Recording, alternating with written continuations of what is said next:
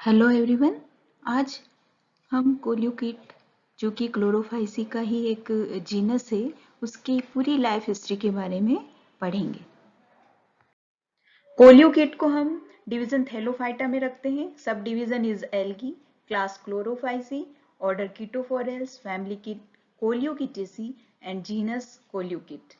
Occurrences या प्राप्ति स्थल अलवणीय जल में ये एल्गी पाई जाती है, और अलवणीय जल जो कि स्टैटिक होता है या स्लो रनिंग वाटर होता है, उस वाटर में जो एंजियोस्पर्म्स सबमर्ज्ड कंडीशन में पाए जाते हैं, उन एंजियोस्पर्म्स पर ये एल्गी एज अ एपिफाइट या अधिपादप के तौर पर पाई जाती है। और इस तरीके के प्लांट होते हैं हाइड्रिला, नीलम्बियम, निम्फिया, पॉलीगोनम आदि।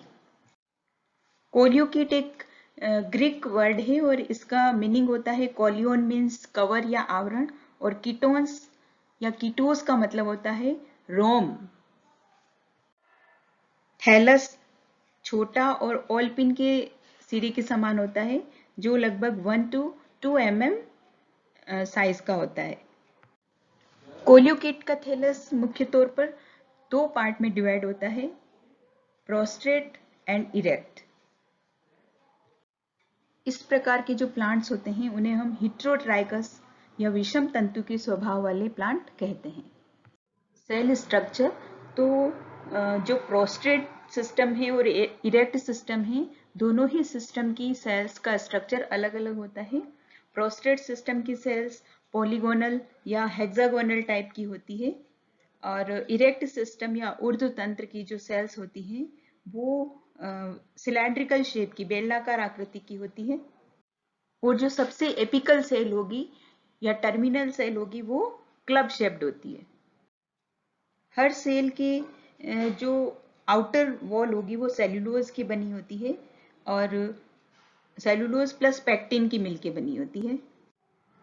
प्रत्येक सेल में एक केंद्रक होता है, हरित लवक पाया जाता है और पायरिनोइड प्रेजेंट होता है। हर सेल में एक स्पेसिफिक स्ट्रक्चर होता है जिसे हम सीटा कहते हैं, जो कि सेल वॉल की एक आउट ग्रोथ है, प्रोट्यूबरेंस होती है सेल वॉल की।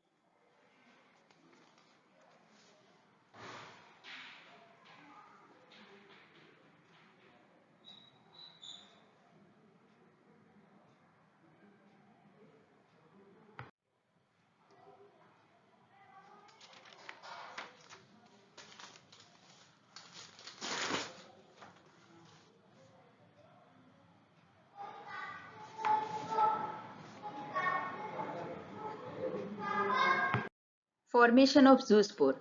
जब भी प्लांट के लिए फेवरेबल कंडीशन होगी, जब उसे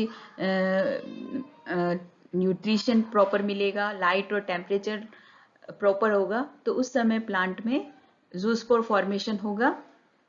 और क्योंकि प्लांट की हर सेल जूस्पोर बनाने का कैपेसिटी रखती है, लेकिन मेनली जो टर्मिनल सेल्स हैं या सब टर्मिनल सेल्स हैं, मार्जिनल सेल्स हैं, उन सेल से जूस्पोर फॉर्मेशन ज़्यादा होता है। तो जिस सेल में जूस्पोर फॉर्मेशन हो रहा है उस सेल को जूस्पोरेंजियम कहते हैं या जल बीजाणुधानी कहा जाता है। जूस्पोरेंजियम का पूरा जो प्रोटोप्लाज्म है, जीव द्रव्य है, वो जूस्पोर में मॉडिफाई हो जाता है, और सेल वॉल, जूस्पोरेंजियम की सेल वॉल को छोड़ करके वो सेंटर में आ जाता है सेल के, और एक पेपीला फॉर्मेशन होती है या एक आउटग्रोथ फॉर्मेशन होती है सेल वॉल के अंदर, और उसी सेल वॉल, वहीं से सेल वॉल डीनेचर होकर के जो जूस्पोरेंजियम बना है वो बाहर एनवायरमेंट में रिलीज हो जाता है।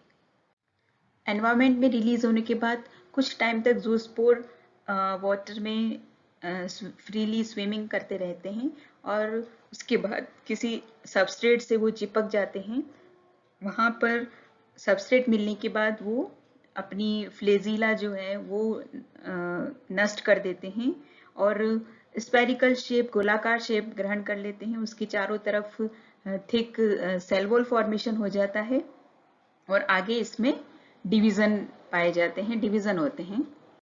लॉन्जिट्यूडिनल और ट्रांसवर्स डिवीजन करके एक प्रोट्यूबरेंस या जर्मिनेशन ट्यूब बनाते हैं जिससे कि एक न्यू कोलियोकिट प्लांट का फॉर्मेशन होता है, प्लांट एक नया प्लांट ग्रो कर पाता है।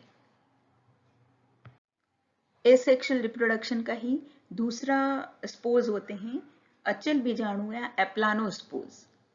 नाम से ही प्रतीत हो रहा है कि अचल बीजाणु मीन्स ये जो स्पोज हैं वो नॉन मोटाइल टाइप के होंगे। अभी हमने पहले पढ़ा था कि जब जूस्पोर का फॉर्मेशन होता है तो प्लांट के लिए फेवरेबल कंडीशन जब होगी तब जूस्पोर फॉर्मेशन होगा, लेकिन यहाँ पर एसेक्सुअल रिप्रोडक्शन ही हो रहा है एप्लेनोस्पोर के थ्रू। लेकिन एप्लेनोस्पोर का फॉर्मेशन कब होगा? जब प्लांट के लिए प्रतिकूल परिस्थितियां होगी, अनफेवरेबल कंडीशन होगी, उस कंडीशन में प्लांट में एप्लेनोस्पोर का फॉर्मेशन होगा जो कि अलैंगिक जनन को प्रदर्शित करता है। जिस सेल में एप्लेनोस्पोर का फॉर्मेशन हो रहा है उस पूरी की पूरी सेल को हम एप्लेनोस्पोरेंजियम या अचल बीजाणुधानी कहते हैं।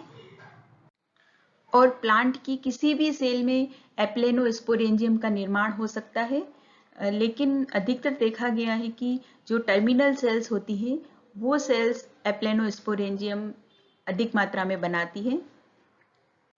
एप्लेनोस्पोरेंजियम का जो प्रोटोप्लाज्म है या जीव द्रव्य है वो अपनी सेल वॉल से दूर हट जाता है, मतलब सेल वॉल और प्रोटोप्लाज्म के बीच में गैप आ जाता है और वो एक गोल कॉन्ट्रैक्ट स्ट्रक्चर बना लेता है जो कि कशाभिकाहीन होगा, मीन्स उसमें फ्लेजिला एब्सेंट होगी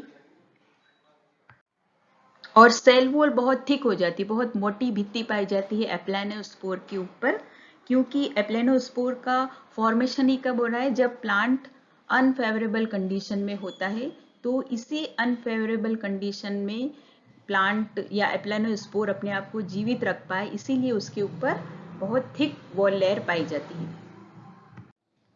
और जब भी एप्लेनोस्पोरेंजियम की सेल वॉल डीनेचर होगी तो उसमें बना हुआ एप्लेनोस्पोर एनवायरमेंट में रिलीज हो जाएगा और वो जो भी प्रतिकूल वातावरण जब तक कि नहीं निकल जाता है तब तक वो इनएक्टिव ही पड़ा रहता है, और जब एक्टिव कंडीशन आएगी या फेवरेबल कंडीशन आ जाती है तब एप्लेनोस्पोर में जर्मिनेशन स्टार्ट होता है और एक नया प्लांट कोलियोकिट का बन पाता है।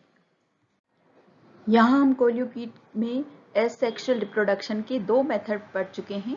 जूस्पोरेंजियम या चल बीजाणु जो कि अनुकूल वातावरण में प्लांट में बन पाएंगे, और दूसरा है एप्लेनोस्पोर या अचल बीजाणु जो कि जब भी प्लांट में अनफेवरेबल कंडीशन होगी प्लांट के लिए, उस कंडीशन में एप्लेनोस्पोर का फॉर्मेशन होगा। लेकिन दोनों ही जो स्पोर्स हैं वो बाय एसेक्सुअल रिप्रोडक्शन बन पा रहे हैं।